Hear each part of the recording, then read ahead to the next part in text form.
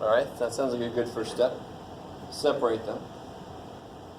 And then fractional exponents suck a lot. Now you could actually, to be honest, well, let's see. There's two ways to do this, really. This way is nice because you get rid of the fractional exponents, which kind of suck. How can I get rid of the fractional exponents? Square both sides. Something really easy to forget is the poor 3 gets squared too. It's in there too. Poor little 3 dude. So you get x to the third equals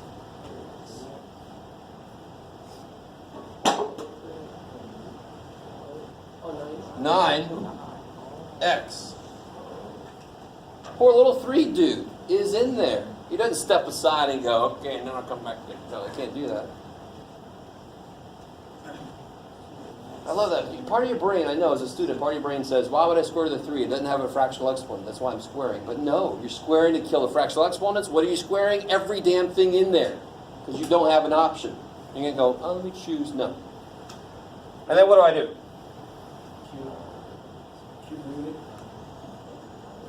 Because you'll get the cube root of x, which is gross. Yeah, when you have a variable with a power other than 1, how do you solve it? You get it all equal to 0. In fact, what do you factor out? X. And then it'll be x squared minus 9, which is x plus 3x minus 3, right? So you get x equals 0, 3, negative 3, which we throw out because it doesn't exist there in the real sense.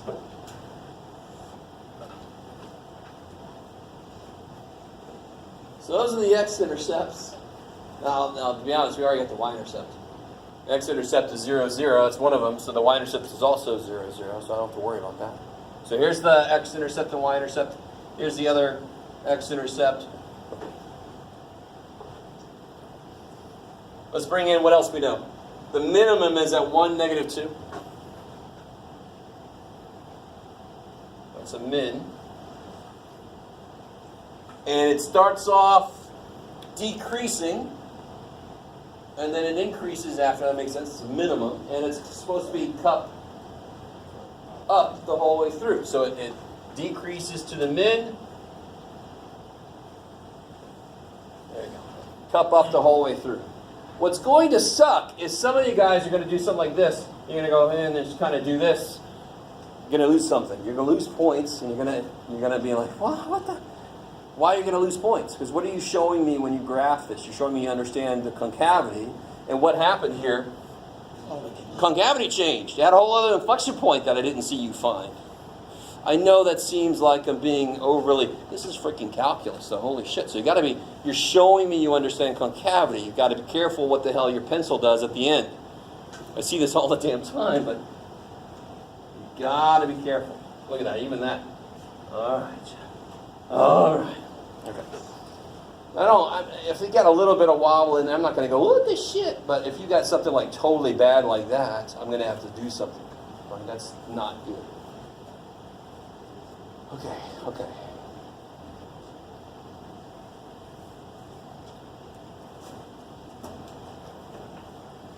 Now what I don't understand, I get the feeling that a lot of you guys hate this, but my God, you should love that I have so many. Okay, so I have 2 more. Here you go.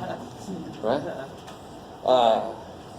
And then hopefully we'll get done with that in time for me to get a little bit to the next section. Or there's a section in between 4, 3, 4, 5. That's the L'Hopital's rule that some of you guys have been very patient waiting for. Assuming it's not so patient.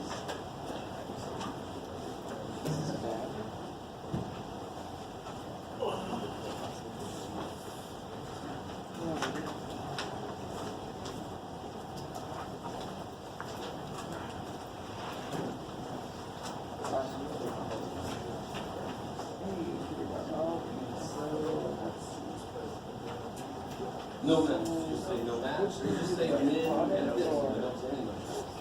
It means there is no match. I wouldn't change each one. That's what she was saying.